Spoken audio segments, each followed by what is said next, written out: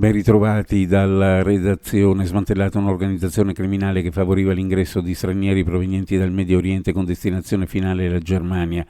L'indagine condotta dagli agenti del settore di Gorizia della quarta zona della Polizia di Frontiere, coordinata dal pubblico ministero di Trieste Federico Frezza, ha preso spunto dagli arresti effettuati ai valichi di frontiera del capoluogo isontino a giugno dello scorso anno, quando in due differenti operazioni erano stati arrestati altrettanti cittadini serbi mentre trasportavano illegalmente 7 migranti siriani e un cittadino tedesco che trasportava 10 cittadini siriani e 2 turchi.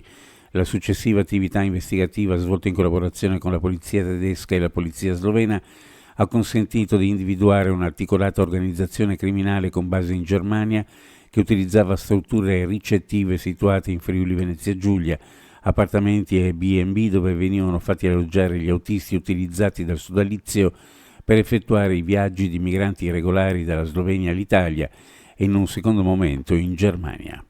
Ancora violenze tra giovanissimi a Trieste, fanne le spese. Questa volta è stato un quindicenne che è stato aggredito in via de Molino a Vento da un altro ragazzo al culmine di una lite. Il minorenne di nazionalità italiana è finito al pronto soccorso con ferite lievi. I contorni dell'episodio non sono ancora stati del tutto chiariti. La Polizia di Stato, intervenuta con una volante, ha cercato di ricostruire l'esatta dinamica e i motivi del litigio finito a calci e pugni. Da una prima ricostruzione dei fatti, il quindicenne si trovava in via del Molino a Vento insieme ad altri 2 amici, un ragazzo e una ragazza. A un certo punto si sarebbe innescata una lite con un altro giovane per motivi, ripetiamo, ancora da chiarire. I ladri entrano da una porta-finestra lasciata aperta per il gran caldo e fanno incetta di gioielli. È successo in via del Farnetello, nella zona di Sottolongera. I residenti si sono accorti dell'ammanco la mattina dopo ed è stato un risveglio amaro. I cassetti erano stati rovistati, dei monili non c'era più traccia. Il bottino, secondo una prima stima, si aggira sui 1.000 euro. Un'ordinanza redatta in tempi brevissimi con il supporto delle organizzazioni sindacali a fronte dell'emergenza caldo ha reso necessario intervenire con regole precise a tutela dei lavoratori maggiormente esposti alle alte temperature.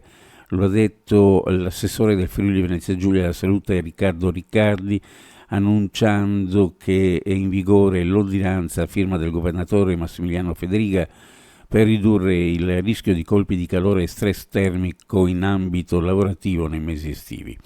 Il provvedimento prevede in particolare la sospensione dell'attività lavorativa dalle 12.30 alle 16 nei cantieri edili e stradali, cavi in attività florovivaistiche e agricole e negli ambienti di lavoro interni non climatizzati e non sufficientemente areati.